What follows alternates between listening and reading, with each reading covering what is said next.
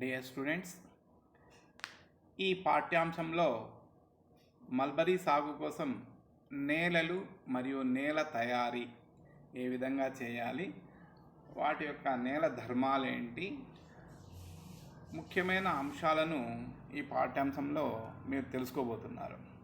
ముందుగా నేలలు రకాలు, నేల ధర్మాలు, మల్బరీకి సాగు చేయడానికి అనువైన నేలలు, నేల pH లేదా సాయిల్ pH మరియు ఏ విధంగా సరిదిద్దాలి, సెలెక్షన్ ఆఫ్ ల్యాండ్ అంటే మల్బరీ సాగుకు నేల ఎంపిక, నేల తయారీ, తర్వాత సాయిల్ ఎరోషన్ నేల క్రమక్షయం, సాయిల్ టెక్స్చర్ అంటే నేల వయనం, తర్వాత soil humus soil moisture conservation methods నేలలో నీటి లేదా తేమ సంరక్షణ విధానాలు, తర్వాత మెకనైజేషన్ ఇన్ మల్బరీ కల్టివేషన్ అంటే మల్బరీ సాగులో యంత్ర పరికరాల ఏ విధంగా ఉపయోగించుకోవాలి, వాటి వల్ల కలిగే లాభం ఏమి అనే అంశాలు తెలుసుకోబోతున్నారు. ముందుగా ఉపోద్ఘాతం లేదా పరిచయం. మల్బరీ భూమి ఉపరితలంపై ఉండే మొక్కల పెరుగుదలకు సహజసిద్ధమైన యానకంగా తోడ్పడే పలుచని పొరనే నేల అని అంటారు. నేల 3 రకాల శిలల నుంచి ఏర్పడింది. అవి అగ్నిశిలలు, అవక్షేప శిలలు, రూపాంతర శిలలు. Igneous rocks, sedimentary rocks, metamorphic rocks అని 3 రకాల శిలల నుండి ఏర్పడినదే నేల. నేలలో ఉండే మూల పదార్థాలు మాతృశిలల లక్షణాలపై ఆధారపడి ఉంటాయి. కాబట్టి నేల స్వరూపం, భౌతిక, రసాయనిక, జీవ సంబంధ లక్షణాలు ఒకే రకంగా ఉండవు. వాతావరణ పరిస్థితులను బట్టి నేలలో ఈ లక్షణాలు అన్నీ లేదా కొన్ని వేరువేరుగా ఉంటాయి. అందువల్ల నేలలు ఎరుపు, నలుపుగా, కొన్ని లోతుగా, కొన్ని లోతు తక్కువగా, కొన్ని ముతకగా, కొన్ని నునుపగా ఉంటాయి. ఇందులో మొక్కలు పెరగడానికి కావలసిన పోషక పదార్థాలు, నీరు ఉంటాయి. అంతేకాకుండా నేలలో సరి అయిన నీటి నిల్వలు, గాలి, ఊతనిచ్చే లక్షణం ఉండాలి. అంటే నేలలో గాలి నిల్వ ఉండాలి, నీరు నిల్వ ఉండాలి, మరియు మొక్కకు ఊత అంటే నిల్చుకునే సామర్థ్యం ఇచ్చే లక్షణం కూడా ఉండాలి. పోషక పదార్థాల్లో కర్బన, అకర్బన పదార్థాలు అంటే ఆర్గానిక్, ఇనార్గానిక్ పదార్థాలు ఉండడం వల్ల మొక్క పెరుగుదలకు మంచిది. Types of soils and properties. నేలలు రకాలు: ఒండు మట్టి లేదా ఒండలి నేలలు, ఆల్యువల్ సాయిల్స్, ఇండోజెన్గాంగిటిక్ ఆల్యువల్స్, నల్ల నేలలు, దీన్ని బ్లాక్ సాయిల్స్ అంటారు, రెడ్ సాయిల్స్ ఎర్ర నేలలు, లెటరైటిక్ సాయిల్స్ లెటరైట్ నేలలు, సెలైన్ అండ్ ఆల్కలైన్ సాయిల్స్ లావణీయ క్షార నేలలు, యాసిడ్ సాయిల్స్ ఆమ్ల నేలలు, ఫారెస్ట్ లేదా హిల్లీ సాయిల్స్ అటవీ కొండ నేలలు, ఏరిడ్ అండ్ డెజర్ట్ సాయిల్స్ శుష్క ఎడారి నేలలు, పిట్టి ఆర్గానిక్ సాయిల్స్ పీట్తో కూడిన సేంద్రియ నేలలు. ఇవి మనకు కనిపించే నేలలు.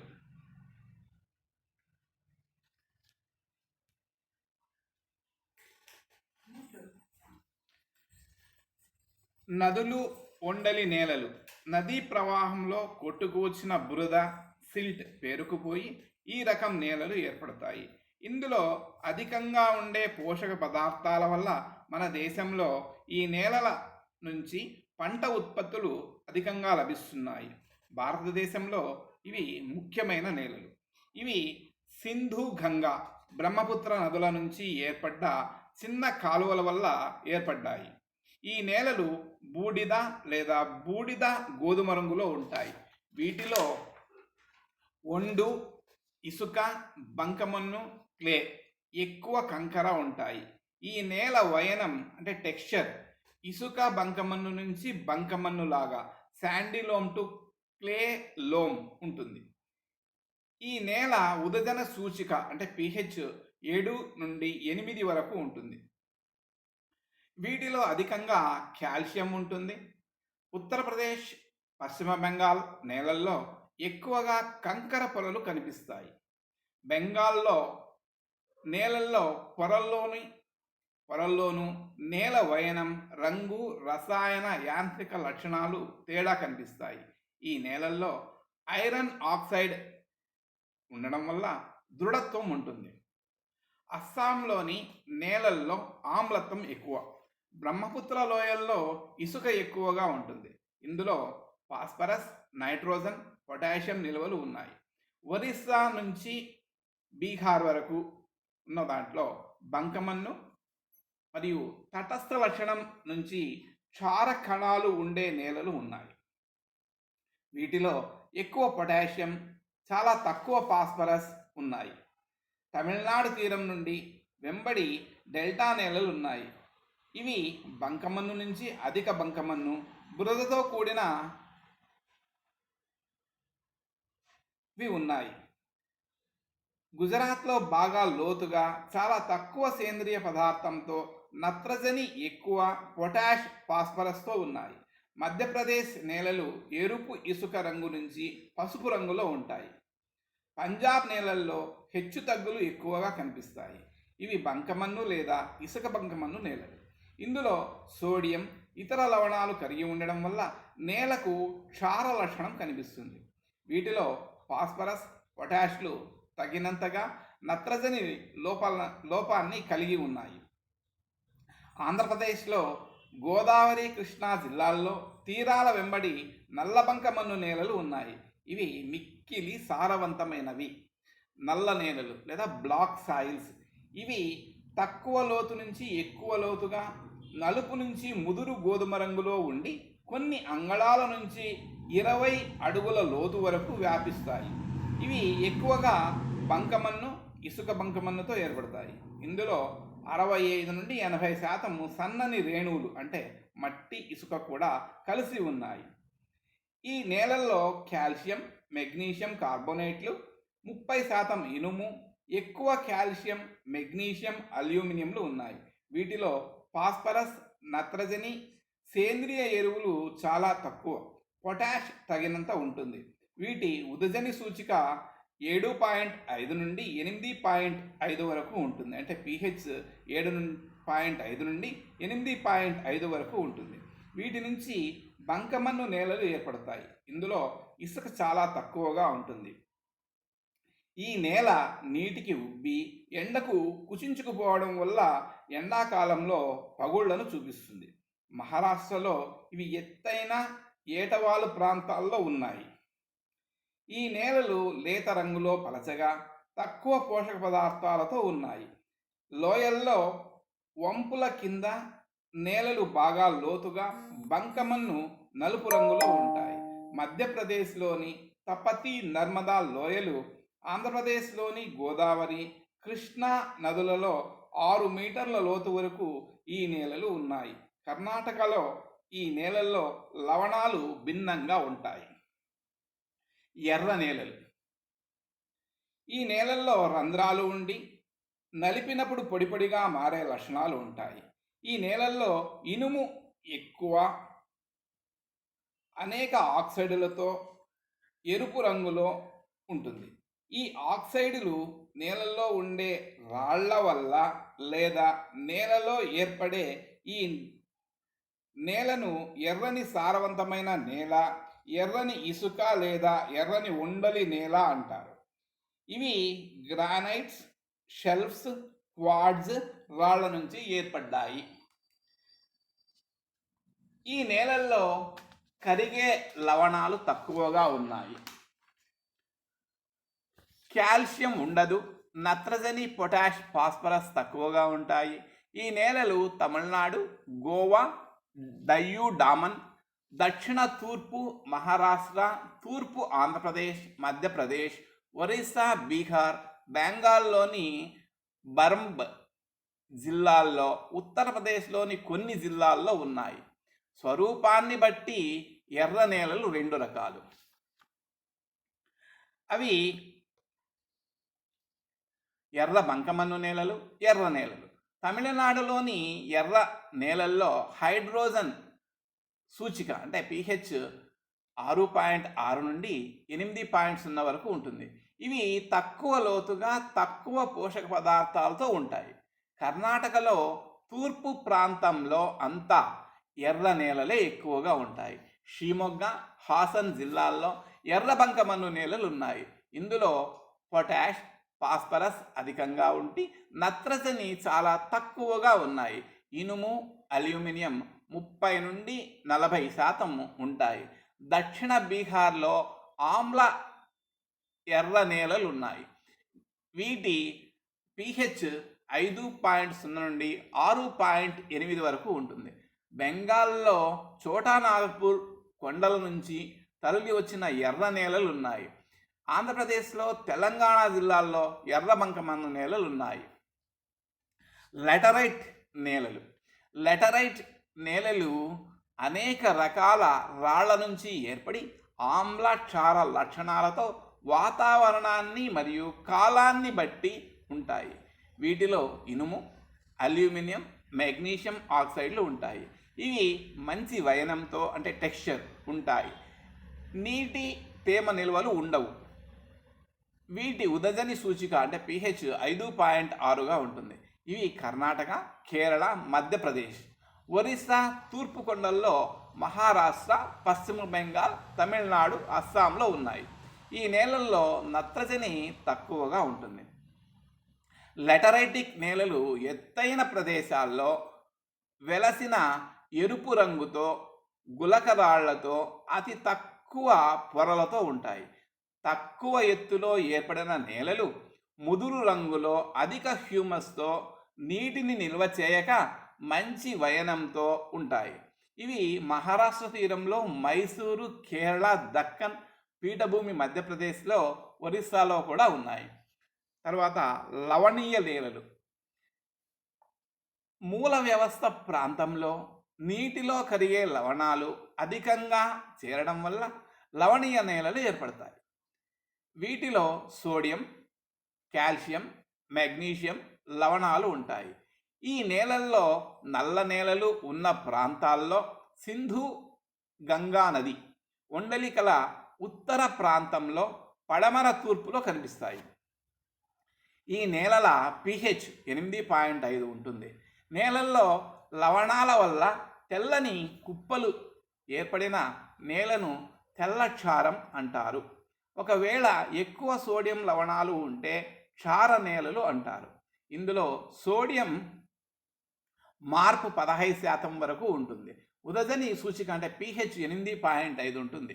ఈ నేలలో నీటిలో లవణాలు ఉండవు కాబట్టి భౌతిక లక్షణం సాగుకు అనుకూలించదు. భౌతిక క్షారం వల్ల నేల ఉపరితలం నల్లగా మారి నల్ల క్షారం బ్లాక్ ఆల్కలీ ఏర్పడుతుంది. వీటిని లవణజలం లేని క్షార నేలలు అంటారు. ఈ నేలలు తక్కువ వర్షపాతం కల ప్రాంతాల్లో ఏర్పడతాయి. ఇవి తక్కువ పంట ఉత్పత్తుల ద్వారా ఒక్కొక్కసారి నష్టాన్ని కూడా కలుగజేస్తాయి. నీరు నేలలో ఇంకిపోవడం వల్ల పంట నష్టం కలుగుతుంది. లవణాలు లేదా క్షారం యొక్క పంటలు ఉండవు. ఈ నేలని సారాన్ని సరిదిద్దుట. వేరు వ్యవస్థలో పేరుకుపోయిన లవణాలను దూరంగా నేల పొరలలోకి తరలించాలి. కాల్షియం లవణాలు, జిప్సం వాడాలి. క్షార లవణం తీవ్రతకు అనుసరించి 1 హెక్టార్కు 10 మెట్రిక్ టన్నుల జిప్సంను చెల్లాలి. హరిత ఎరువులను పెంచడం వలన హరిత ఎరువులను వాడి నేలను బాగా లోతుగా దున్ని క్షారత్వాన్ని కొంతవరకు తగ్గించాలి. కాల్షియం కార్బోనేట్ ఉండే నేలల్లో హెక్టార్కు 2.5 నుండి 4 టన్నులు సల్ఫర్ను వాడాలి.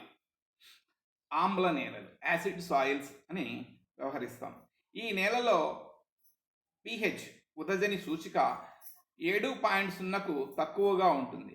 ఇవి ఎక్కువగా హిమాలయాల్లో, గంగా డెల్టా తీరాల్లో ఉన్నాయి.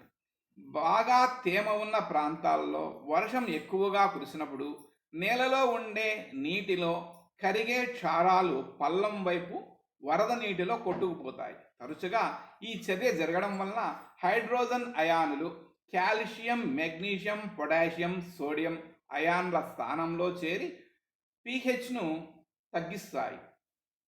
నేలలో ఆమ్ల లక్షణం అధికమై మొక్కలను పెరగనీయవు. నేలలో ఫాస్ఫరస్, కాల్షియం, మెగ్నీషియం పోషకాలు తక్కువై ఆమ్ల లక్షణం పెరుగుతుంది. సూక్ష్మ జీవ సంబంధ చర్యలు బాగా దెబ్బతింటాయి. ఈ నేలలో సాగుకు కావలసిన చర్యలను చేపట్టాలి. సరిదిద్దడం అంటే నేలను సరిదిద్దడానికి సున్నం కలపాలి. ఆమ్ల నేలలను తటస్థీకరణం చేసి నేలకు సహజ లక్షణంను కలిగించాలి. నేలలో కాల్షియం కొరత ఏర్పడినప్పుడు శాఖలు, వేళ్ల చివరలు తొందరగా నష్టపోతాయి. కాబట్టి నేలలో సున్నాన్ని హెక్టారుకు 100 కిలోల కంటే ఎక్కువగా చల్లాలి. అప్పుడు pH 6.5 నుండి 7కు చేరుతుంది. పొలంలో ఆమ్ల ఎరువులు అయిన అమ్మోనియం సల్ఫేట్ను వాడకూడదు. వర్షం వల్ల నేలలో కాల్షియం, మెగ్నీషియం, పొటాషియం మొదలగునవి కొట్టుకొని పోతాయి. నేల ఆమ్లత్వం అవుతుంది. కాబట్టి కాల్షియం వాడి తటస్థీకరణ చేయాలి. అడవి కొండ నేలలు లేదా ఫారెస్ట్ సాయిల్స్ అని అంటారు. ఇందులో 2 రకాలు ఉన్నాయి. ఆమ్ల హ్యూమస్ వలన ఏర్పడిన ఆమ్ల స్థితి నేలలు, తటస్థ స్థితి కల నేలలు. ఇందులో ఉన్నాయి. అన్ని అడవులలో ఈ నేలలు కనిపిస్తాయి. అస్సాంలోని కొండ ప్రాంతాల్లో నేలల్లో అధికంగా సేంద్రియ పదార్థాలు, నత్రజని ఉన్నాయి. గూర్గ్ కొండ నేలల్లో లోతుగా అధిక సారంతో ఉన్నాయి. డార్జిలింగ్లో నేల ఉపరితలం పొరల్లో బాగా కుళ్ళిన హ్యూమస్ లవణాలు ఉన్నాయి. ఈ నేలలు ఆమ్ల లక్షణాలను కలిగి ఉంటాయి. ఈ నేలలు గోధుమ రంగులో ఉండి తేమ, ఉష్ణం అధికంగా ఉంటాయి. శుష్క ఎడారి నేలలు. రాజస్థాన్లోని ఎడారులు 40,000 ఘనపు మైళ్ళు విస్తరించి ఉన్నాయి. వీటిలో ఇసుక ఎక్కువ, నీటిలో కరిగే లవణాలు అధికంగా ఉంటాయి. pH 7.2 నుండి 9.2 వరకు ఉంటుంది. నేలలో సేంద్రియ పదార్థము చాలా తక్కువ, నీరు ఉండదు. ఈ ఎడారిలో పడమర నుంచి ఉత్తరం, తూర్పు పడమర, తూర్పు ఉత్తరం నుంచి తూర్పు వైపు నేల సారం పెరగడానికి అవకాశం ఉంది. ఈ నేలకు సరైన నీటి సదుపాయం చేసి సాగు చేయవచ్చు. పిట్టి లేదా organic soils. Peaty and organic soils అంటే పీట్తో కూడిన సేంద్రియ నేలలు. వర్షాకాలంలో నేలంతా నీటిలో మునిగి ఉంటుంది. వీటిలో అధిక శాతం సేంద్రియ పదార్థాలు ఉంటాయి. ఈ రకం నేలలు తేమకల ప్రాంతాల్లో ఏర్పడతాయి. ఇవి నల్లగా, అధిక ఆమ్లంతో 40% సేంద్రియ పదార్థంతో ఉంటాయి. సున్నం చాలా తక్కువ. ఎండిన నదులలో ఏర్పడిన గుంటల్లో, తీర ప్రాంతాల తటాకాల్లో ఒక్కొక్కసారి నీరు నిలిచి నేలలో అవాయు స్థితి కలుగుతుంది. ఈ రకం నేలల్లో వివిధ రకాలుగా సేంద్రియ పదార్థాలు ఉంటాయి. ఈ నేలలు ఒరిస్సా తీరంలో, దక్షిణ తూర్పు తమిళనాడులో కనిపిస్తాయి.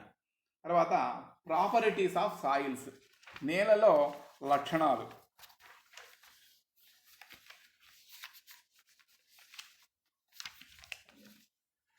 నేల లక్షణాలను చూసినట్టయితే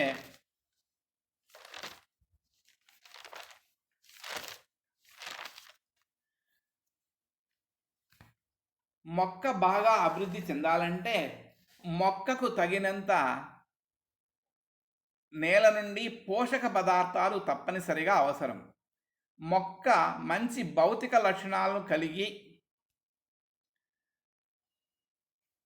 ఉన్న నేల యందు నీరు, గాలి బాగా సమృద్ధిగా ఉన్నప్పుడే నేలలో వేర్లు బాగా పెరుగుతాయి, అభివృద్ధి చెందుతాయి. నేలలో మొక్కకు కావలసిన అన్ని రకాల మూలకాలు అందించినప్పుడే మొక్కలు పెరుగుదల ఉంటుంది. కాబట్టి మొక్కకు కావలసిన ఈ మూల పదార్థాలను ప్రతిరోజు నేల అందించాలి. ఇందుకు గాను నేల వయనం, రూపం, pH మరియు నేలలో నీరు, గాలి, పోషక పదార్థాలు నేలలో సమృద్ధిగా ఉండాలి. నేల ధర్మాలను మనం తెలుసుకున్నట్టయితే, నేల భౌతిక ధర్మాలు మల్బరీ యొక్క ఎక్కువ సంవత్సరాలు జీవించి వేర్లు బాగా లోతుగా అభివృద్ధి చెంది ఉంటాయి. అందువల్ల మొక్క ఎదగడానికి నేల భౌతిక ధర్మాలు చాలా ప్రాముఖ్యతను కలిగి ఉంటాయి. నేల రంగు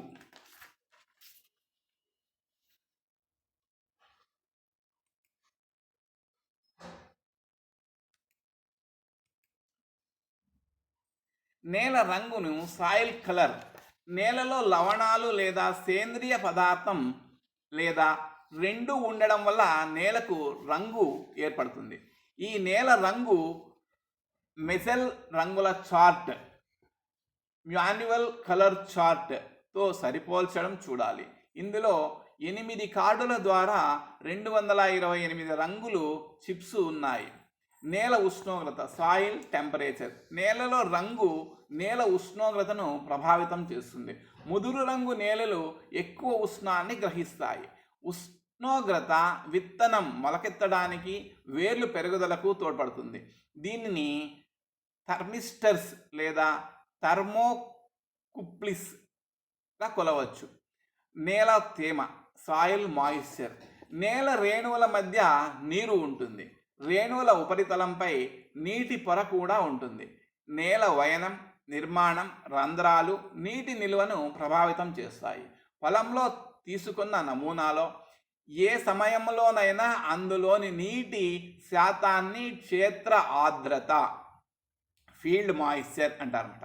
దీన్ని ఈ క్రింది సూత్రంతో లెక్కిస్తారు. తేమ శాతం = తాజా నేల బరువు మైనస్ పొడి నేల బరువు బై పొడి నేల బరువు × 100. నేలలో గాలి, సాయిల్ ఎయిర్, నేల రంధ్రాలతో పోరస్ అని అంటారు. నేలలో ఉండే రంధ్రాలని పోరస్. నీరు ఉండదు, గాలి ఉంటుంది. ఈ గాలిలో నత్రజని, ఆక్సిజన్లు ఉంటాయి. వాతావరణంలోని గాలికి నేలలోని గాలికి మధ్య వాయు మార్పిడి వ్యాపనం వల్ల జరుగుతుంది. నేల సాంద్రత, రంధ్రాల అంతర్మయం, నేలలోని రంధ్రాల్లో గాలి, నీరు ఉంటాయి. అయితే ఈ నిలువ నేల నిర్మాణంపై ఆధారపడి ఉంటుంది.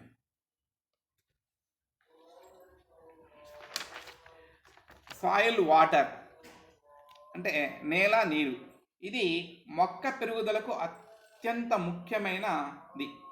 మల్బరీ మొత్తం ఆకు బరువులో 60% నీరు ఉంటుంది. మల్బరీ మొక్క నుండి నీరు 280 నుండి 400 ppm వరకు ఎగిరిపోతూ ఉంటుంది. అయితే ఈ లక్షణం వరి కన్నా తక్కువ. కాబట్టి మల్బరీ మొక్కకు నీరు అత్యంత అవశ్యం.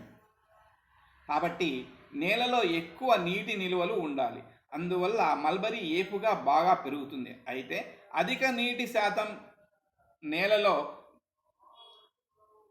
ఆకు నిల్వ ఉన్న మల్బరీ ఏపుగా పెరగదు. నీరు మొక్కకు ఈ క్రింది పనులను నిర్వహిస్తుంది. మొక్కలో ఆహార తయారీకి ముఖ్యమైన అవసరం. మొక్కలో 90% నీరు మొక్క కణజాలాల్లో ఉంటుంది.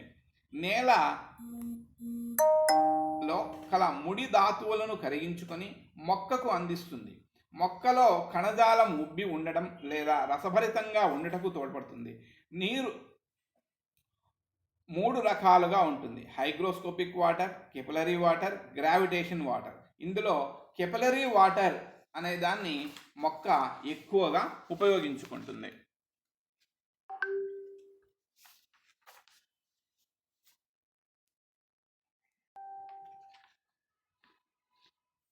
మల్బరీ తోటకు అనువైన నేలలు: ఎర్ర నేలలు. సాగులో ఉన్న నేలలో 65% ఈ నేలలో ఉంది. ఇందులో 5 రకాలు ఉన్నాయి. దుబ్బ నేలలు. ఇవి ముతక గ్రానైట్ నుంచి ఏర్పడినవి. చాలా లోతుగా ఉండి ఇసుక బంకమన్ను నుంచి బాగా ముతక ఇసుక బంకమన్నుతో ఉంటాయి. నేల లోతు పెరిగే కొద్దీ బంకమన్ను ఎక్కువ అవుతుంది. దీనివల్ల నీటి రవాణా పెరుగుతుంది. ఈ నేలలో నత్రజని, సేంద్రియ కార్బన్ చాలా తక్కువగా, పొటాషియం ఎక్కువగా ఉంటాయి. చల్కల నేలలు ఇవి చాలా ఎరుపుగా ఇసుక బంకమన్నుతో తక్కువ లోతులో ఉండి ఉపరితలంపై గట్టి పొరను ఏర్పరచుకుంటాయి. నేలలో 10 సెంటీమీటర్ల మందం చిన్న చిన్న రాళ్ళు, గులకరాళ్ళు ఉంటాయి. నేల పొడి పొడిగా ఉంటుంది. వీటిలో తక్కువ నత్రజని, మధ్యస్థంగా ఫాస్ఫరస్, ఎక్కువగా పొటాషు ఉన్నాయి. ఇసుక బంకమన్ను నేలలు వీటిలో బంకమన్ను ఎక్కువగా ఉంటుంది. ఇవి పల్లపు ప్రాంతాల్లో కల నేలలు. నేలలో నీరు ఎక్కువగా నిలుస్తుంది. ఉపనేలల్లో కొద్దిగా బంకమన్ను, క్యాల్కేరియస్ రాళ్ళు, సున్నం ముద్దలు ఉంటాయి. వీటిలో నత్రజని, ఫాస్ఫరస్ తక్కువ, పొటాష్ సరిపోతుంగా ఉంటుంది. లోతైన బంకమన్ను నేలలు ఇవి దాదాపుగా ఇసుక బంకమన్ను నేల మాదిరిగా ఉంటాయి, కానీ లోతు 90 నుండి 180 సెంటీమీటర్లు ఉంటుంది. నేల గుల్లగా ఉంటుంది కాబట్టి పదార్థాల రవాణా సులువుగా, వేగంగా జరుగుతుంది. ఉపరితలంలో ఎక్కువ బంకమన్ను ఉండడం వల్ల రవాణా కష్టమవుతుంది. ఇవి కరీంనగర్లో అడవుల్లో, తూర్పు పశ్చిమ గోదావరి జిల్లాల్లో, అరకు లోయలో ఉన్నాయి. చాలా లోతైన ఇసుక బంకమన్ను నేలలు ఇవి కరీంనగర్, మెదక్, కృష్ణా, గోదావరి జిల్లాల్లో కనిపిస్తాయి. ఇవి 120 సెంటీమీటర్ల కంటే ఎక్కువ లోతుగా ఉంటాయి. లోతు పెరిగిన కొద్దీ బంకమన్ను శాతం పెరుగుతుంది. వీటిలో నీరు నిల్వ చేసుకునే లక్షణం ఉంటుంది. ఇందులో నత్రజని తక్కువగా, ఫాస్ఫరస్ మధ్య రకంగా, పొటాష్ అధికంగా ఉంటాయి. లెటరైటిక్ నేలలు ఇవి వెచ్చని తేమ, శీతోష్ణ స్థితి, మంచి వర్షపాతం, డ్రైనేజీ కల ప్రాంతంలో ఏర్పడే ఎర్ర నేలలు. ఇవి మెదక్, రంగారెడ్డి, నెల్లూరు, ప్రకాశం, విశాఖపట్నం జిల్లాల్లో కొద్దిగా కనిపిస్తాయి. వీటి వయనం తేలికగా ఉండి లోతు పెరిగే కొద్దీ బాగా మందమవుతుంది. ఇవి కొంచెం ఆమ్ల నేలలు, సున్నముతో సరిదిద్దాలి. నత్రజని, ఫాస్ఫరస్ చాలా తక్కువగా, ఇవి మంచి ఉత్పత్తిని ఇస్తాయి. బ్లాక్ సాయిల్స్ నల్ల నేలలు సాగులో కల నేలల్లో 25% ఈ నేలలే ఉన్నాయి. వీటికి వయనం ఇసుక బంకమన్ను నుంచి బంకమన్నులో ఉంటుంది. pH 7.5 నుండి 9.0 వరకు ఉంటుంది. వీటిలో లోతును అనుసరించి తక్కువ లోతు, మధ్య రకం, అధిక లోతు వల్ల నేలలు విభజించవచ్చు. నీటి నిల్వ అధికం, కాల్షియం అధికంగా ఉంటుంది. నీరు ఇంకటం, రవాణా, డ్రైనేజీ చాలా తక్కువ. నత్రజని, పొటాష్, ఫాస్ఫరస్లు ఉంటాయి. ఇవి రాష్ట్రమంతా ఉన్నాయి. కలిసి ఉన్న ఎర్ర, నల్ల నేలలు ఇవి తెలంగాణలో కనిపిస్తాయి. ఇందులో నేల ఎత్తు, పల్లాలున్న ప్రాంతాల్లో గట్లపై ఉన్నవి ఎర్ర నేలలు. వీటి నుంచి చిన్న మట్టి రేణువులు పల్లం వైపు ప్రయాణించి వంపులో నిలుస్తాయి. ఏటవాలుగా ఉన్న నేలల్లో ఎర్ర నేలలు, నల్ల నేలలు ఉంటాయి. వీటి లక్షణాలు ఎర్ర, నల్ల నేలను పోలి ఉంటాయి. ఒండు నేలలు ఇవి కృష్ణా, గోదావరి నదులు, వాటి పాయల వెంబడి ఉంటాయి. నేల ధర్మాలన్నింటికి దీనిలో ఉండలి ఆధారం. నీటి వయనం బురద ఉంటుంది. వీటి తటస్థి స్థితి అంటే pH క్షార లవణాలు కలిగి ఉంటుంది. ఈ నేలల్లో తక్కువగా నత్రజని, మధ్య రకంగా ఫాస్ఫరస్, ఎక్కువగా పొటాష్ ఉంటాయి. డెల్టా ఉండలి నేలలు ఇవి కృష్ణా, గోదావరి నదులు, సముద్రం కలిసే ప్రాంతంలో ఉన్నాయి. ఇవి అధిక బంకమన్నుతో, క్షార లవణాలతో ఉంటాయి. వీటిలో డ్రైనేజ్ చాలా తక్కువ. వీటిలో నిలచిన నీటిని సరిగా బయటికి పంపి సాగు చేయాలి. ఇవి అధిక ఉత్పత్తులను ఇస్తాయి. లవణీయ క్షార నేలలు ఇవి సముద్ర తీర వెంబడి ఉన్నాయి. ఇవి మల్బరీ సాగుకు పనికిరావు. తీర ప్రాంతపు ఇసుక నేలలు ఇవి సముద్ర తీరం వెంబడి కనిపిస్తాయి. ఈ నేలల్లో పెద్ద రంధ్రాలున్న అంతఃస్థలం ఉంటుంది. వీటిలో నీరు ఉండదు, పోషకాలు లేవు. ఉప్పు నేలల్లో ఉప్పు కయ్యలు ఉన్నాయి కాబట్టి ఇవి పనికి రావు. మల్బరీ పెంపకానికి తగిన నేలలు. పట్టు పరిశ్రమలో మల్బరీ ఆకు ఆకుల కోసం సాగు చేస్తారు. ఆకు ఉత్పత్తి నేల లక్షణాలు, ధర్మాలు, అందులోని పోషక పదార్థాలపై ఆధారపడి ఉంటుంది. కాబట్టి మల్బరీ పెంపకానికై నేలల్లో స్థూల సూక్ష్మ పోషకాలు ఉండాలి. నేల పొరల్లో ఆక్సిజన్ ఉన్నప్పుడు వేర్లు బాగా అభివృద్ధి చెందుతాయి. నేలకు నీటిని, తేమ నిల్వ చేసే లక్షణం ఉండాలి. అయితే నీరు అధికంగా నిల్వ ఉండకూడదు. పెరిగే మొక్కకు ఊదనివ్వాలి. బంకమన్ను, బురద లేదా బంకమన్ను నేలల్లో ఏపుగా పెరుగుతుంది. నేలలు చాలా లోతుగా ఉండి పొడి పొడిగా ఉండాలి. మల్బరీని కాశ్మీర్, పశ్చిమ బెంగాల్లోని ఒండ్రు నేలల్లో, కర్ణాటకలో ఎర్ర బంకు నుంచి ఎర్ర ఇసుక బంకమన్ను నేలల్లో, కొన్ని ప్రాంతాల్లో నల్ల నేలల్లో సాగు చేస్తారు. మైసూర్, అస్సాం కొండ ప్రాంతాల్లో లెటరైటిక్ నేలల్లో మల్బరీని పెంపకం చేస్తారు. ఆంధ్రప్రదేశ్, తమిళనాడులో మల్బరీని ఎక్కువగా గ్రానైట్, నైస్ నుంచి ఏర్పడిన ఎర్ర నేలల్లో సాగు చేస్తారు. అంతేకాకుండా నల్ల నేలలు, బంకమన్ను నేలల్లో కూడా పెంచుతారు. మల్బరీ సాగుకు ఉదజని సూచిక అంటే pH 6.2 నుండి 6.8 వరకు ఉండాలి. కొద్దిగా ఆమ్ల నేలలు అంటే 6.5 pHకు దగ్గరగా ఉండి హానికర లవణాలు లేని నేలలు మల్బరీకి మంచివి. లవణీయ క్షార నేలలు, అధిక ఆమ్ల నేలలు మల్బరీకి ఏమాత్రం పనికిరావు. ఒకవేళ తప్పనిసరి అయినప్పుడు ఆ నేలకు జిప్సం లేదా సల్ఫర్ను, ఆవు పేడ వాడి సాగు చేయవచ్చు. నేల pH సూచికను బట్టి, లవణాల స్థాయిని బట్టి జిప్సంను హెక్టార్కు ఎంత వాడాలో నిర్ణయించాలి. నేలను వృద్ధి చేయుటకు జిప్సం వాడినప్పుడు కాంపోస్ట్ లేదా పెంటను ఎక్కువ మోతాదులో వాడి నీరు అధికంగా పెట్టి లవణీయ క్షార నేలలను బాగా సారవంతం చేయవచ్చు. ఆమ్ల నేల సాగుకు సున్నం వాడాలి. ఏది ఏమైనా నేల రకం మల్బరీ ఆకుల ఉత్పత్తిపైన, నాణ్యతపైన ప్రభావం చూపెడుతుంది. కాబట్టి చివరగా నేల స్వభావం పట్టుపురుగుల పెరుగుదల, పట్టుకాయల నాణ్యత, పరిమాణంపై పరోక్షంగా ప్రభావాన్ని చూపెడుతుంది. పైన తెలిపిన విషయాలను బట్టి మల్బరీ సాగుకు నేల ఎంపిక అతి ముఖ్యం అని గమనించాలి. Soil pH. నేల pH అంటే తటస్థ ద్రావణంలో H+OH- అయాన్లు సమానంగా ఉంటాయి. అంటే pH 7 ఉంటుంది, న్యూట్రల్. ఒకవేళ OH- కంటే H+ అయాన్లు ఎక్కువైనప్పుడు ఆమ్లంగా ఉంటుంది, లేదా H+ కంటే OH- అయాన్లు ఎక్కువైనప్పుడు క్షారంగా మారుతాయి. నేల pH అన్నది మొక్కల పెరుగుదల, జీవించే లక్షణం, పోషక పదార్థాలు అందించడంలో తోడ్పడుతుంది. ఉదజని సూచిక అంటే pH 3 ఉన్నప్పుడు వేరు కణాల జీవ పదార్థం అధికంగా నష్టమవుతుంది. సూచిక 9కి ఎక్కువైనప్పుడు ఆకులు ప్రత్యేక లక్షణాలను ప్రదర్శిస్తాయి. సూచిక 0తోనూ సరిదిద్దవచ్చు. ఈ ఉదజని సూచిక నేల రసాయన లక్షణ ధర్మాలను ప్రభావితం చేస్తుంది. నేల pH 7.4 నుండి 7.8 వరకు ఉన్నట్టయితే 0.8 మెట్రిక్ టన్నుల జిప్సంను 1 ఎకరాకు వాడాలి. 7.9 నుండి 8.4 pH ఉన్నట్టయితే 2 మెట్రిక్ టన్నుల జిప్సంను 1 ఎకరాకు వాడితే సరిపోతుంది. 8.5 నుండి 9.0 వరకు ఉన్నట్టయితే pH 3.6 మెట్రిక్ టన్నుల జిప్సంను 1 ఎకరాకు వాడి సరిదిద్దాలి. 9.1కి ఎక్కువగా ఉన్న pH ఉన్నట్టయితే 5.7 మెట్రిక్ టన్నుల జిప్సంను 1 ఎకరాకు ఉపయోగించి సాయిల్ని pHని సరిదిద్దాలి.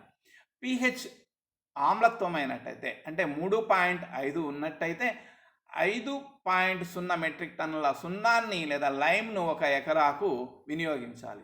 4.5 pH ఉన్నట్టయితే 3.6 మెట్రిక్ టన్నుల లైమ్ను 1 ఎకరాకు వినియోగించాలి.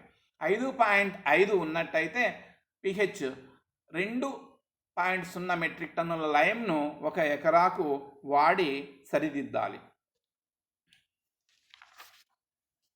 మల్బరీ సాగుకు నేల ఎంపిక.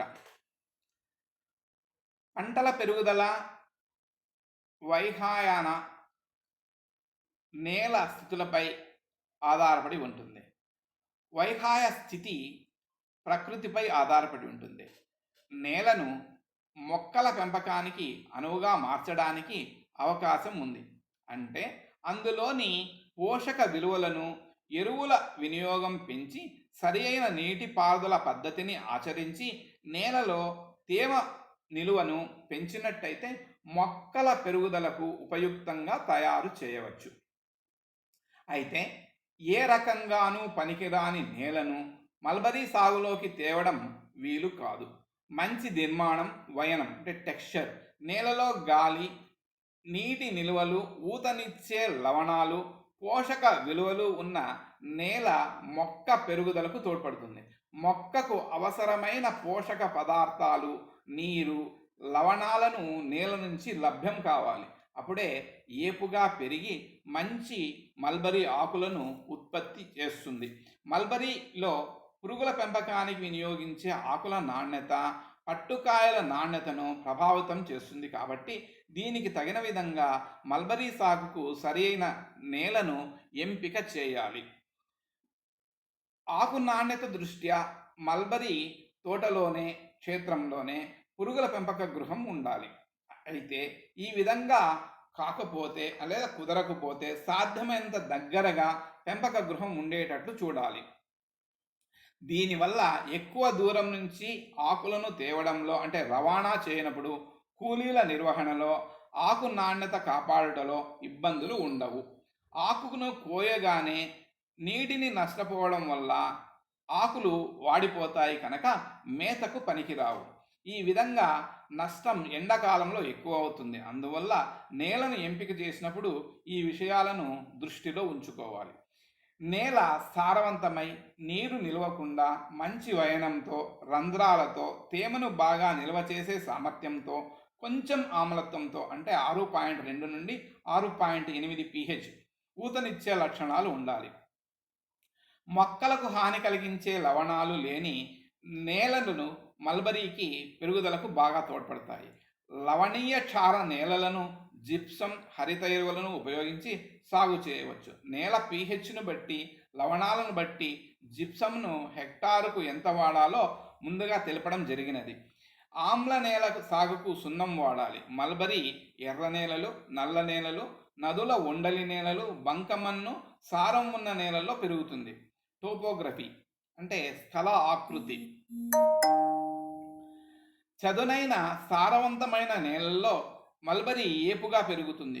కొన్ని ప్రాంతాల్లో వ్యవసాయానికి, తోట పనికి అవసరమయ్యే నేలను మల్బరీ సాగుకు వినియోగించడానికి వీలుకాని పక్షంలో పల్లపు ప్రాంతాల్లో లేదా కొండల అంచుల వెంబడి మల్బరీని పెంచవచ్చు. పల్లం అంటే 15 డిగ్రీ కంటే తక్కువగా ఉన్నప్పుడు మల్బరీని వరుసల ఆకారంలోను, బాగా ఎక్కువ పల్లాల్లో లేదా ఏటవాళ్ళల్లో వేదికలను అంటే టెర్రస్ చేసి తయారు చేసినట్లయితే నాట్లు వేయవచ్చు.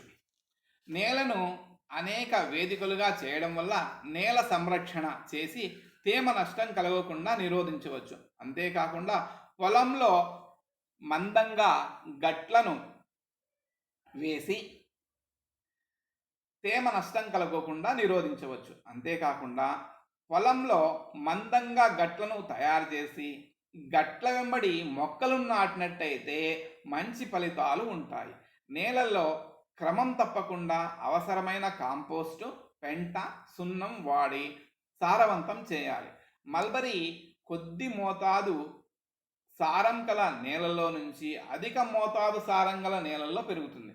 దీని పెరుగుదల కేవలం నేలలో లభించే సారమే కాకుండా రైతులు అందించే ఎరువులపై కూడా ఆధారపడుతుంది. ప్రకృతి సిద్ధమైన నేలకు అనుబంధంగా చేరిన అధిక పోషక పదార్థాలు, నీరు మల్బరీ ఏపుగా పెరగడానికి తోడ్పడతాయి. మల్బరీ సాగుకు నేల ఎంపికలో ముఖ్య లక్షణం కనీసం ఎకరానికి 20 టన్నులు ఆకు ఉత్పత్తి చేయడం. ఈ ఉత్పత్తిని తర్వాతి పంటలో 30 టన్నులకు పెంచడానికి తగిన చర్యలను తీసుకోవాలి. నీరు ఎక్కువగా నిల్వ ఉన్న నేలల్లో మల్బరీ సరిగా పెరగదు. ఈ నేలల్లో మొక్కలకు కొద్దిగా మట్టి ఒత్తుగా వేసి నాటినట్లయితే నీటి ప్రభావం తక్కువై మొక్క సరిగా పెరుగుతుంది. అంతేకాకుండా నీరు నిలవకుండా తగిన చర్యలు తీసుకోవాలి. మల్బరీ తోట మరియు పరిసరాలు అంటే ఎన్విరాన్మెంటల్ ఫ్యాక్టర్స్. పొగాకు, మిరప, ప్రత్తి మొదలగు పంటలకు దగ్గరగా మల్బరీని పెంచకూడదు. తోట పరిసరాల్లో ఎత్తైన భవనాలు, పరిశ్రమలు, ఎత్తైన వృక్షాలు, పైన తెలిపిన పైర్లు ఉంటే అవి మల్బరీ ఆకుల నాణ్యతకు, మొక్కల పెరుగుదలను నిరోధిస్తాయి.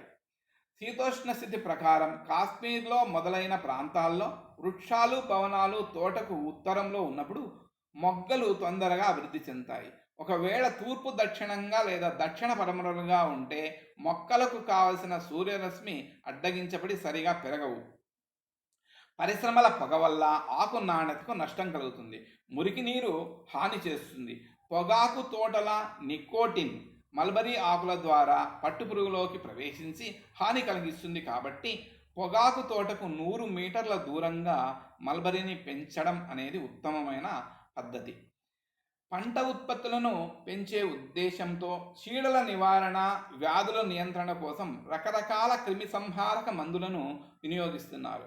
ఈ రకం మందులు మల్బరీకి, పట్టుపురుగులకు హాని కలిగిస్తాయి. కాబట్టి మల్బరీ తోట పరిసరాల్లో ఈ రసాయనాలు చల్లేటప్పుడు అధిక జాగ్రత్తలు తీసుకోవాలి. సాయిల్ శాంప్లింగ్ అంటే నేల యొక్క లక్షణాలని మనము ల్యాబ్ నందు నిర్ధారించాలి. అంటే ఏ ఏ లవణాలను మనము మల్బరీ సాగు కోసం ఎంత వేయాలి అనే అంశాన్ని వాళ్ళు తెలుపుతారు. కాబట్టి నేలలో 5 చోట్ల గుంతలు తీసి అక్కడ ఉన్న అంచుల వెంబడి ఆ మట్టిని సేకరించి ల్యాబ్ నందు ఆ సాయిల్ శాంప్లింగ్ టెస్టింగ్ చేయించినట్టయితే pH కానీ, లవణీయత ఎంత ఉంది కానీ, ఎరువులు ఎంత వేయాలి అనే అంశాన్ని వాళ్ళు తెలుపుతారు. ఈ విషయాన్ని తెలుసుకుని మల్బరీ సాగుకు ఎంపిక చేసిన నేలను సాయిల్ శాంప్లింగ్ టెస్టింగ్ అనేదాన్ని ల్యాబ్ నందు నిర్వహించి పరీక్షించాలి. నేలను తయారు చేయడం. పైన వివరించిన విషయాలను గుర్తుంచుకొని మల్బరీ సాగుకు స్థలాన్ని ఎంపిక చేసి సాగుకు అనువుగా తయారు చేయాలి. మొట్టమొదటగా ఆ స్థలంలోని చిన్న చిన్న పొదలను, వృక్షాలను, బండరాళ్లను పూర్తిగా తొలగించాలి. తరువాత నేలను చదును చేయాలి. చదును చేయటం స్థలం ఎంపికపై ఆధారపడి ఉంటుంది. ఎందుకంటే బల్లపరుపైన వేదికలను, పల్లపు నేలను చదును చేయడం కొద్దిగా కష్టం, ఖర్చుతో కూడిన పని. వీటిని చదును చేసేటప్పుడు భూగర్భ జలాలను కూడా మనం దృష్టిలో ఉంచుకోవాలి. ఒకవేళ నీరు తక్కువ లోతులో ఉన్నప్పుడు పొలంలోని నీరు సరిగా వెలుపలకు వెళ్ళడానికి తగిన ఏర్పాట్లను చేయాలి. మల్బరీ సంవత్సరమంతా పెరిగే వృక్షం. కానీ శాస్త్రీయ ప్రగతి వల్ల మల్బరీని పొద మొక్కలుగా వివిధ రకాల సాగు పద్ధతుల్లో పెంచడానికి వీలయ్యింది. ఇది అన్ని రకాల వాతావరణ పరిస్థితుల్లో పెరుగుతుంది. అయితే దీన్ని కేవలం పత్రాల ఉత్పత్తికి పెంచడం వల్ల దీని పెరుగుదల అంతా నేలలో లభించే నీరు, ఎరువులపై ఆధారపడి ఉంటుంది. నేలలో పోషక పదార్థాలు, నీరు తగ్గినప్పుడు మొక్క పెరగక పత్రాల ఉత్పత్తి తగ్గుతుంది. మల్బరీ వేర్లు విశాలంగా, లోతుగా నేలలోకి పెరుగుతాయి. ఇందుకు అనుగుణంగా నేలను లోతుగా దున్నాలి. మల్బరీని వర్షాధార లేదా సాగునీటితో పెంచిన నేలను మాత్రం సరిగా దున్నాలి. వర్షాకాలం ఆరంభంలో నేలను 30 నుండి 50 సెంటీమీటర్ల లోతు వరకు ట్రాక్టర్ లేదా నాగలితో చితక కొట్టాలి, దున్నాలి. పొలంలోని పెద్ద పెద్ద మట్టి పెళ్లను గాలికి ఆరనిచ్చి తరువాత వాటిని కూడా చితక కొట్టాలి. మొత్తం మట్టి అంతా ఒకే మాదిరిగా చిన్న చిన్న నూకలాగా తయారు చేయాలి. నాగలితో లేదా ట్రాక్టర్తో 2 సార్లు బాగా కలియదున్నాలి. పొలాన్ని బాగా లోతుగా దున్నట్లయితే మొక్కలు వేర్లు సజావుగా నేల లోతుకు వెళ్ళి కావలసిన లవణాలను, నీటిని, పోషక పదార్థాలను భూమి లోపలి పొరల నుంచి గ్రహించటానికి వీలవుతుంది.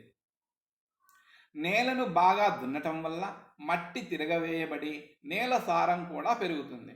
తర్వాత మొదటి దఫా సేంద్రియ ఎరువులను అంటే పశువుల పెంట, కాంపోస్ట్ వర్షాధార మల్బరీకి అయినట్టయితే హెక్టార్కు 10 టన్నులు, సాగునీటి మల్బరీకి అయితే 20 నుండి 25 టన్నులు వాడాలి. ఈ మోతాదును మించిన లాభమే. ఈ ఎరువులు వేర్లు ఏర్పడడానికి, మొక్కలు సక్రమంగా పెరగడానికి తోడ్పడతాయి. మొదటగా అంకురించడం, మొలకెత్తడం తగ్గి నష్టం కలుగుతుంది. ఒక్కొక్కసారి తప్పని పరిస్థితుల్లో మల్బరీ నర్సరీని తయారు చేసి తర్వాత పిలక మొక్కలను పొలంలో నాటడం మంచిది. ఈ పద్ధతి వలన రైతుకు ఖర్చు పెరుగుతుంది. కాబట్టి పొలంలో తగినంత సేంద్రియ ఎరువులు చేర్చి నేరుగా మల్బరీ కటింగ్స్ నాటడం వల్ల అన్ని విధాల లాభదాయకం. ఇందులో చక్కగా మొలక వేయడం, వేర్లు ఏర్పడడం కనిపిస్తాయి. నర్సరీలో పెంచిన కొన్ని పిలక మొక్కలను పొలంలో మొలక వేయని కటింగ్ స్థానంలో నాటవచ్చు. పొలంలో సేంద్రియ ఎరువులను వేసి అవి నేలలో పూర్తిగా కలయడానికి బాగా దున్ని చదును చేయాలి. ఇక తర్వాత పొలాన్ని అనుకూలంగా అంటే నీరు పెట్టడానికి, ఎరువులు చల్లడానికి, పొలాన్ని పరిశీలించడానికి వీలుగా అనేక భాగాలుగా విభజించాలి. నీరు పెట్టడానికి ఏర్పరిచిన కాలువలను అనుగుణంగా పొలాన్ని 30 సెంటీమీటర్ల పొడవు, 60 సెంటీమీటర్ల ఎడల్పు, 15 సెంటీమీటర్ల ఎత్తు ఉండేటట్లు గట్లు ఏర్పరచాలి. వర్షాలు ఆరంభం కాగానే మొక్కల కటింగ్స్ సేకరించి వీలైన పద్ధతిలో నాటాలి. సాయిల్ ఎరోషన్ అంటే నేల క్రమక్షయం. నేల క్రమక్షయము అన్నట్టయితే భూమి ఉపరితలం పైన ఉండే నేల పొరలు లేదా మట్టి ప్రకృతి ప్రతినిధులైన నీరు, గాలి వల్ల దూరంగా తరలించబడడాన్నే నేల క్రమక్షయం, సాయిల్ ఎరోషన్ అని అందురు.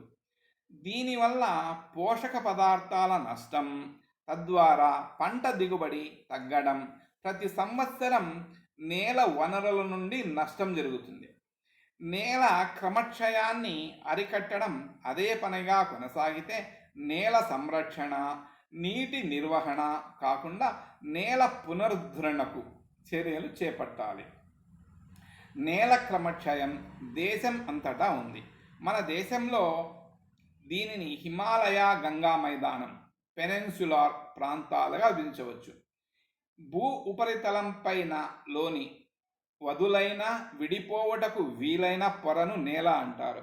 ఈ పొర 6 నుండి 12 ఇంచీలు లోతు వరకు ఉండి మొక్కల పెరుగుదలకు తోడ్పడుతుంది. కాబట్టి ఈ పొర మందాన్ని, సారాన్ని రక్షించాలి. నేల క్రమక్షయంలోని రకాలు: సాధారణ లేదా భౌమ క్రమక్షయం. సాధారణంగా ప్రకృతిలో మట్టి, మృత్తిక నెమ్మదిగా ఒక ప్రదేశం నుంచి తరలిపోతుంది. అయితే దీని స్థానంలో కొత్త మట్టి తిరిగి నేల పొరల నుంచి ఏర్పడుతుంది. కాబట్టి ఈ మార్పును మనం గ్రహించలేము. ఈ రకమైన తరలింపు వల్ల పెద్ద నష్టం ఏమీ ఉండదు. త్వరణ నేల క్రమక్షయం, యాక్సిలరేటెడ్ సాయిల్ ఎరోషన్. నేల ఉపరితలానికి ప్రకృతిపరమైన రక్షణ లేక మానవులు, జంతువులు వల్ల అధిక పరిమాణంలో నేల క్రమక్షయం జరిగినప్పుడు ప్రకృతి పరంగా ఈ నష్టాన్ని పూరించడం సాధ్యం కాదు. ఈ రకం చాలా హానికరం. నీటి వల్ల క్రమక్షయం, వాటర్ ఎరోషన్. నీరు నేలపై ప్రవహిస్తూ మట్టిని నెమ్మదిగా తొలగిస్తుంది. ఇందులో ఉండే రకాలు: షీట్ ఎరోషన్. వర్షపు చినుకులు నేలపై పొరను వదులు చేయగా నీటితో పాటు మట్టి కొట్టుకుపోతుంది. ఇందులో నేలపై పొర కల ఒకే రకంగా పలచగా తొలగించబడుతుంది. ఈ రకం నేల కొట్టుకుపోవడంలో ప్రారంభ దశ. Reel erosion. నీరు ప్రవహించడం ప్రారంభమై కాలువలు ఏర్పడి ఇక తరువాత క్రమరహితంగా నేల కొట్టుకుపోతుంది. ఇది రెండవ దశ. వరద వేగం 0.3 నుండి 0.7 మిల్లీమీటర్ పర్ సెకండ్ మించినట్లయితే రిల్ ఎరోజన్ మొదలవుతుంది. Gully erosion. నీటి ప్రవాహం వల్ల చిన్న చిన్న కాలువలు కలిసి పెద్దవై వేగంగా పల్లం వైపు ప్రవహిస్తూ అధికంగా లోతుగా నేలను కోస్తాయి. వీటి వల్ల నేల కొట్టుకుపోయినట్లు సులువుగా గుర్తించవచ్చు.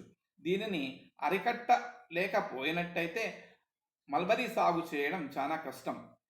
రావిన్స్, రిల్ ఎరోజన్ ఎక్కువ అధికంగా పెద్ద పెద్ద కాలువలు ఏర్పడి నేల కొట్టుకుపోవడాన్నే రావిన్స్ అంటారు. ఇందులో నేల వెడల్పుగా చాలా లోతుగా కొట్టుకుపోతుంది.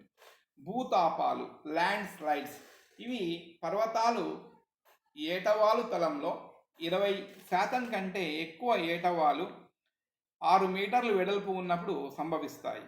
స్టీమ్ బంక్ ఎరోజన్, చిన్న ప్రవాహం, చిన్న నది వడిగల ప్రవాహానికి ఆటంకం ఏర్పడితే అది స్ట్రీమ్ బంక్ క్రమక్షయంగా మారుతుంది. కాలువలు ఎండిపోయినప్పుడు అందులో మొక్కలు పెరిగి ప్రవాహాన్ని అడ్డగించడం వల్ల ప్రవాహ దిశ మారడం లేదా కాలువ ఒడ్డు తెగడం జరుగుతుంది. వడి ప్రవాహం వృక్షాలను కూల్చి పల్లంలోకి చేరి నేలను తరలిస్తుంది. నీటి వల్ల కొట్టుకుపోయే పోవటాన్ని వర్షపాతం, పచ్చదనం, నేల రకం, మనుషులు, జంతువులు ప్రభావితం చేస్తాయి. నేల క్రమక్షయం వల్ల నష్టాలు. ప్రకృతి పరంగా లభించే వర్షపు నీరు పొలంలో నుంచి బయటికి ప్రవహిస్తూ మట్టిని కూడా తరలిస్తుంది. భారతదేశంలో సంవత్సరానికి 16.35 టన్నుల హెక్టారుకు మట్టి కొట్టుకుపోతుంది. ఇందులో 26% సముద్రాలకు శాశ్వతంగా తరలించి వెళ్ళగా 10% రిజర్వాయర్లకు చేరుతుంది. సారవంతమైన ఉపరితల పొరలు నష్టం వల్ల మొక్కల పెరుగుదలకి ఆటంకం కలుగుతుంది. నేల ఉపరితలంలోని పోషక పదార్థాలు కొట్టుకుపోవడం వల్ల రైతుకు అధిక నష్టం వాటిల్లుతుంది. ఈ పదార్థాల్లో నీటిలో కరిగే పోషకాలు వరద నీటితో కరగని స్థిరమైనవి మట్టితోనూ కొట్టుకుపోతాయి. నీరు రిజర్వాయర్ను చేరగా వరద వేగం తగ్గి ఒండు అంటే సిల్ట్ నెమ్మదిగా అడుగుకు పేర్కొంటుంది.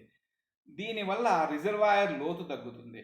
అరికట్టలేని నీటి ప్రవాహం వరద ఫ్లడ్గా ఏర్పడి ఎక్కువ పంటలకు, జంతువులకు, మానవునికి నష్టాన్ని కలిగిస్తుంది. నియంత్రణ చర్యలు.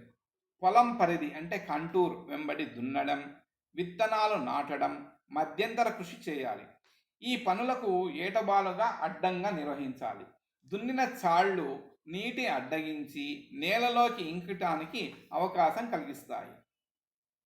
నేలను దున్నే విధానం, వాడే పనిముట్లు, నేల భౌతిక లక్షణాలను, నేల ఉపరితలాన్ని, గరుకుతలాన్ని, అధిక సాంద్రతను మారుస్తాయి. తరువాత ఇవే నేల కొట్టుకుపోవడానికి కారకాలు అవుతాయి. కాబట్టి నేల నష్టం కాకుండా సరియైన పద్ధతిలో నేలను దున్నాలి.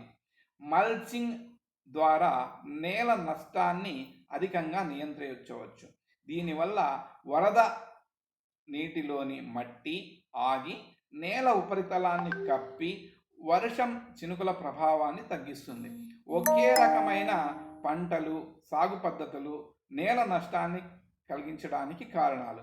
కాబట్టి పంట మార్పిడి, నేలపై అధికంగా విస్తరించే పంటలను వల్ల నేలకు నష్టం ఉండదు. స్ట్రిప్ పంట పద్ధతిని ఆచరించాలి. వర్షపు నీటి వేగం నేలను వదులు చేసి తరలిస్తుంది.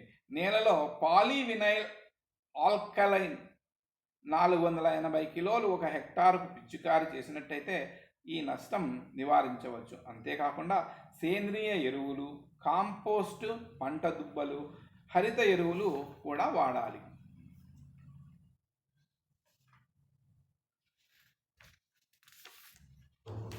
పొలం పరిధి వెంట ఏటవాలు దిశలో పెద్ద పెద్ద లోతుగా కాలువలు తీసి కట్టలను వేయాలి. కట్టలను ఒక క్రమదూరంలో నిర్మించి వరద వేగాన్ని అరికట్టాలి.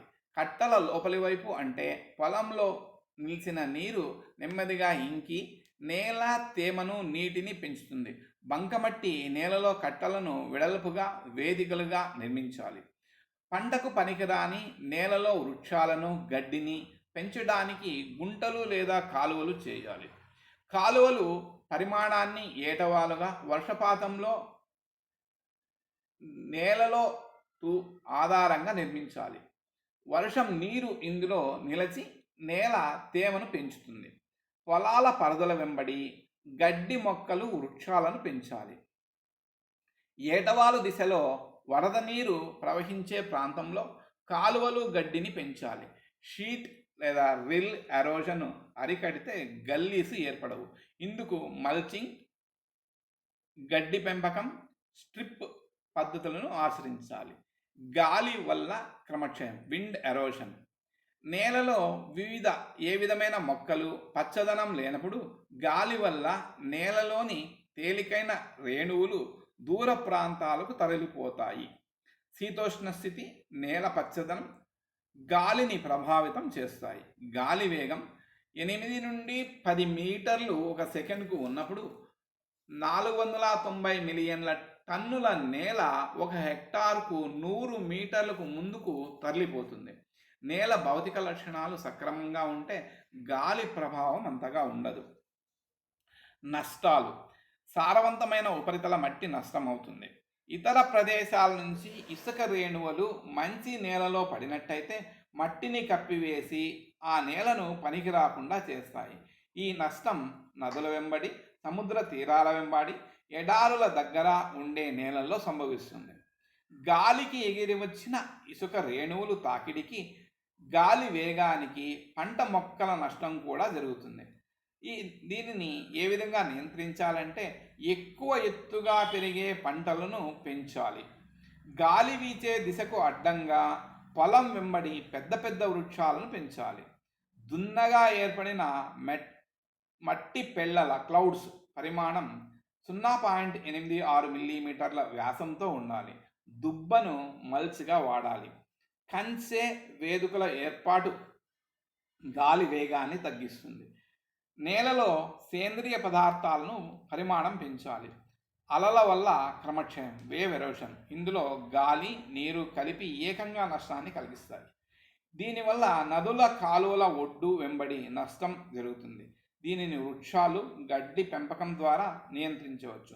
సముద్ర తీరంలో జరిగే ఈ నష్టాన్ని తీరానికి కొద్ది దూరంలో పెద్ద పెద్ద రాళ్లను వేసి అరికట్టాలి. Soil texture and humus.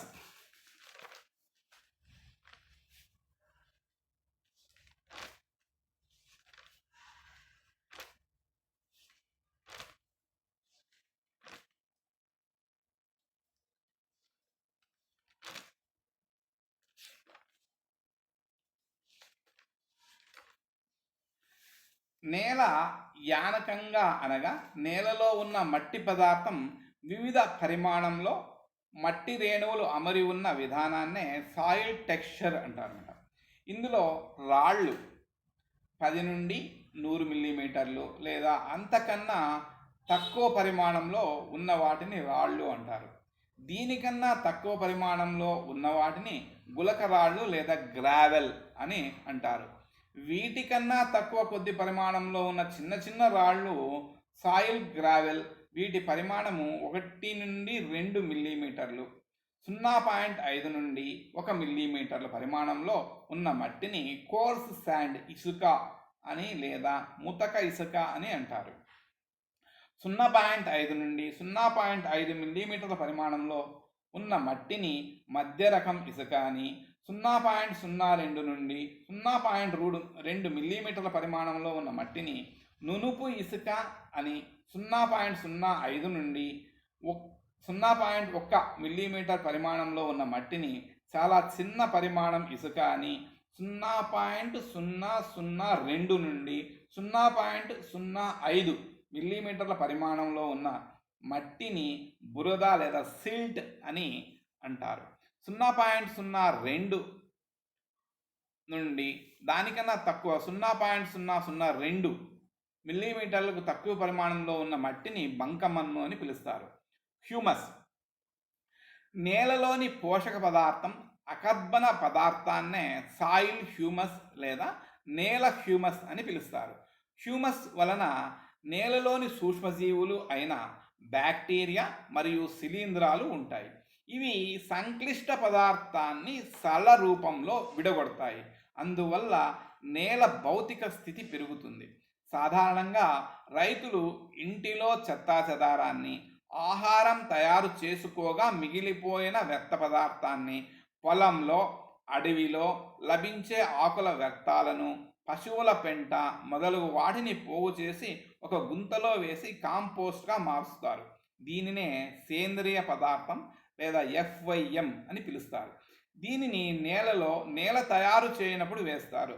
ఇది హ్యూమస్గా మారుతుంది. ఇందులో కార్బన్ 50%, ఆక్సిజన్ 35%, నైట్రోజన్ 5%, హైడ్రోజన్ 5%, బూడిద, ఫాస్ఫరస్, పొటాషియం, సల్ఫర్ 5% ఉంటాయి.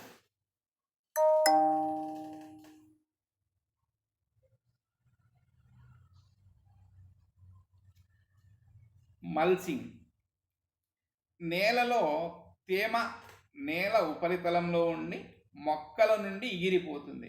ఈ నష్టాన్ని మల్చింగ్ చేయటం ద్వారా ఈ నష్టాన్ని నిరోధించవచ్చు. అంతేకాకుండా కలుపు మొక్కలు రాకుండా కూడా చూడవచ్చు. ఇందుకు గాను మల్బరీ మొక్కల మధ్య ఖాళీగా ఉన్న స్థలంలో ఏ ఇతర పదార్థాలైనా కప్పి ఉంచడం వల్ల నేలలో ఉన్న తేమను వృధా కాకుండా చూడడమే మల్చింగ్. దీనివల్ల నేల సంరక్షణ మరియు నేల గుల్లగా మారడం, నేలలోని లవణీయత తగ్గడం, కలుపు మొక్కల నియంత్రణ జరుగుతుంది. అంతేకాకుండా వర్షపు నీరు తాకిడికి నేలపై ఉన్న పైపొర కొట్టుకొని పోదు. నీటి ప్రవాహం వేగాన్ని కూడా అదుపు చేస్తుంది.